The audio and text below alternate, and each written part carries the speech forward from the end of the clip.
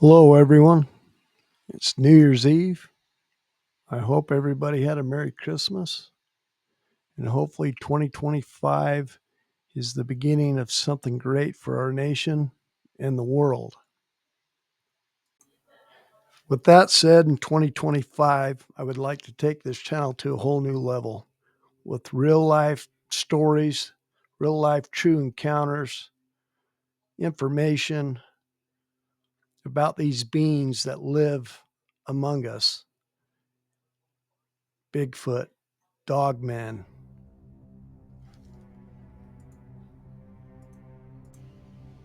So in 2025, my goal is to grow this channel into a safe place for the people to share their stories, their encounters, their information.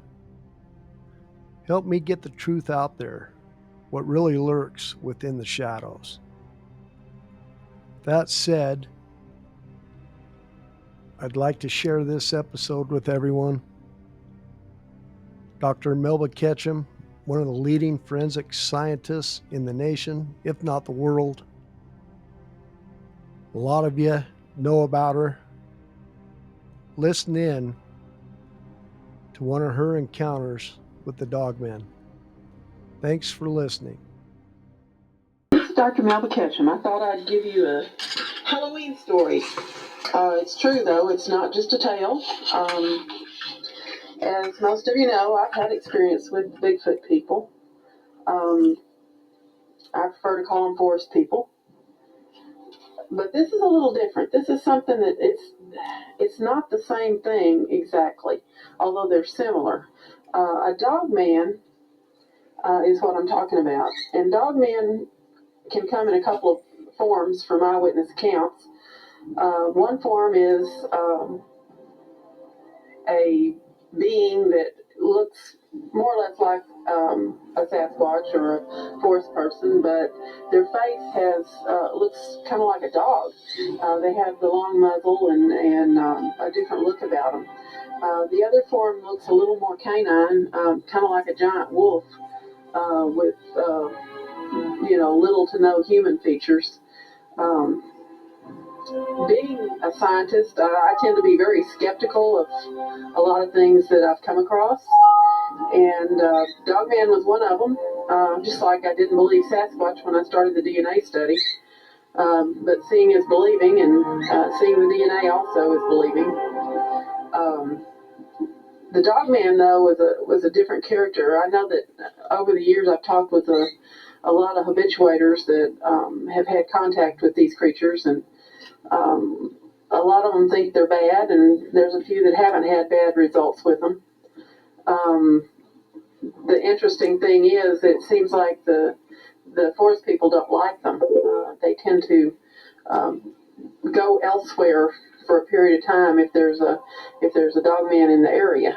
I'm not saying this is true in all cases, but it seems to be the prevailing sentiment of people that do interact with the Sasquatch people.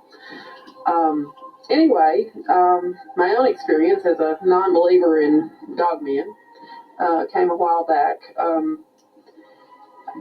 The first report was actually the person that helps feed my animals.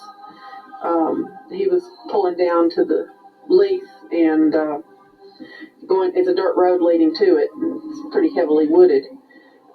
This man is retired military. He's no nonsense, and he didn't believe in the forest people whenever we started this whole thing. But he's seen enough now that he has to agree that there's something there. But as he was pulling down the road, he had a first-hand encounter with Dogman, and it was standing bipedally in the middle of the dirt road as he was driving toward it, and he was just dumbfounded. He said it looked like a giant black wolf, and it was just standing there, and it stared at him, and then it took just one giant leap about 30 feet into the woods and disappeared. He's not scared of anything, and he was all shook up when I saw him, and related the story to me. So I mean, I didn't doubt him because there's been too many reports of these things, but it was just strange. Of all the things that he would see, I expected him maybe to see one of the Sasquatch at one point, but he surprised me with this story, and I could tell. I mean, he's an honest person anyway, but he was anyway. He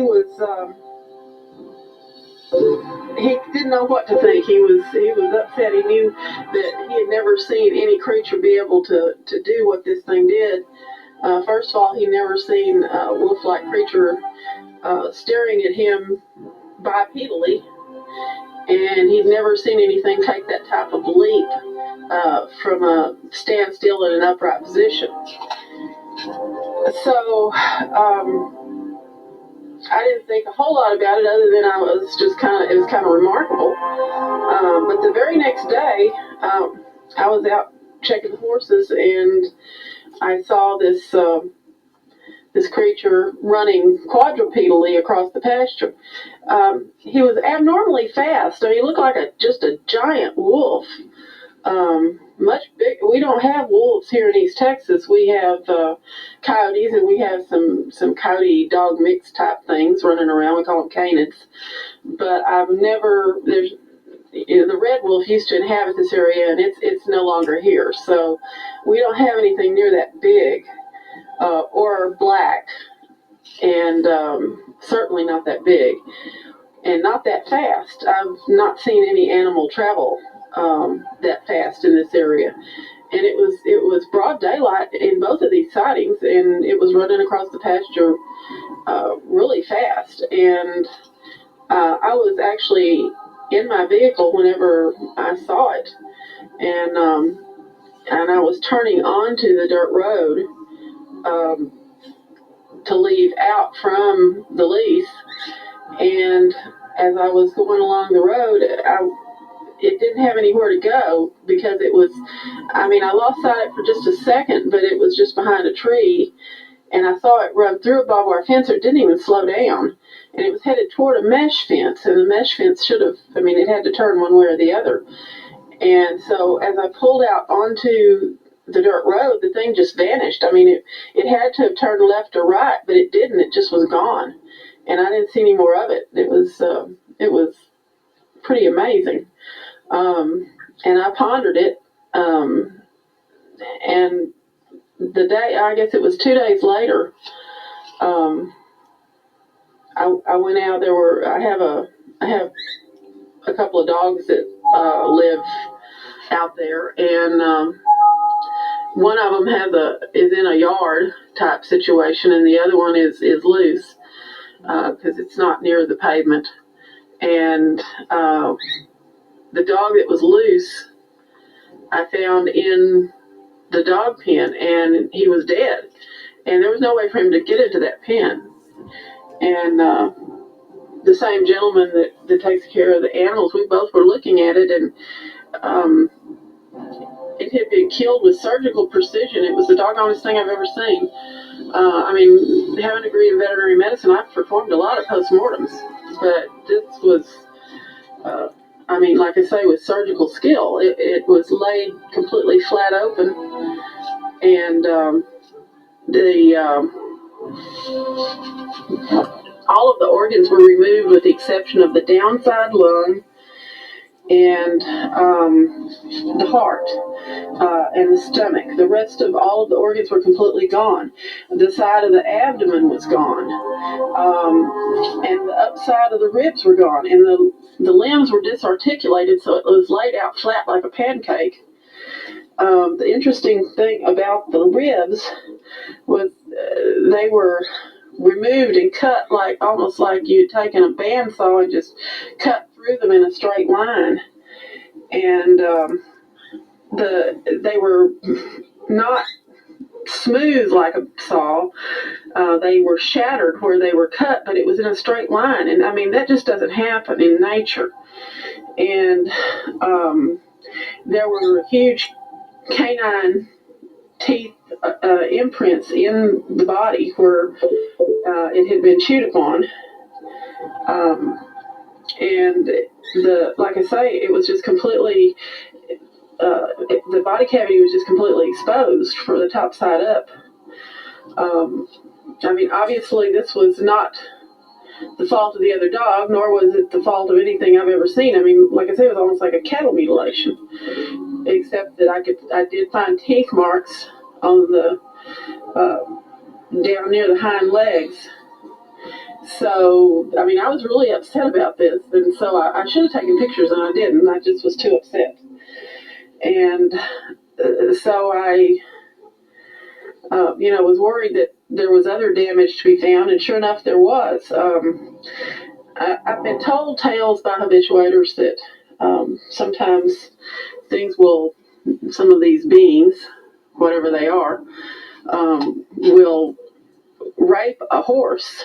And as I was checking the livestock, I came across one of my gray mares, and she was bleeding from her back end, and she was just exceptionally upset, and so much so that I really couldn't examine her. She wanted to fight, and she had kicked so much that she had hurt both of her hocks, and they were swollen. So whatever had done this, I mean, I don't know the Dogman did it, but I suspicion he did, because there's no other explanation for such strange things happening. And unfortunately, the horse recovered, but like I say, it was a strange and horrifying story. I don't know how to categorize this exactly. I mean, there's a lot of people out there that have had more experience with dogmen than I have. I mean, this was just this one chance sighting that I had and that the farm help had. But the fact that it injured and killed animals just makes me think that they're bad. And like I say, a lot of people will tell me that these forest people won't stay around whenever these things are around, and I did not notice any activity for a week or so around this time from the forest people. So I think that there may be something to that. Anyway, that's my Halloween story, and it's morbid and it's frightening. Because of this, I'm a lot more careful going outside at night anymore, and I don't go into the woods by myself anymore. Because I have no fear of the Sasquatch. They've never offered to harm me, and there's not a problem there. But this thing is a whole different creature, and like I say, having seen it, I don't want anything to do with it. But anyway, that's my story. I hope you enjoyed it, and I'll add more to the channel as things come available. But I don't go in the woods anymore because of the dogmen. Really? I'm afraid of them. There was some that took up residence in my barn, and every time I'd go in there, they were cloaked, but they would throw their energy, in slang term is zapping you. They make you so afraid you can't function. Well, what about the Sasquatch people and these dogman beings? What's the relationship there? Some of them will leave. When the dogmen showed up here, my clan left. Oh, so they won't be around. So they can't chase them off. No, they probably could, but they don't. They leave. Really? Others don't leave, and others will apparently have some interaction. But it depends on the clan. Mine left. Mine didn't want anything to do with them. How long? For how long? About 3 months. What did they do? That's how long the dogmen were around here. What were they doing? Did they do anything that you knew of? Because, I guess that was when they did. I told you what their dog. The one did, and then the pair of them, they just set up residence in my barn, and I was praying them away. But I also got somebody that I trust to help me get rid of them, because she mind spoke to them and just basically informed them they're out of there.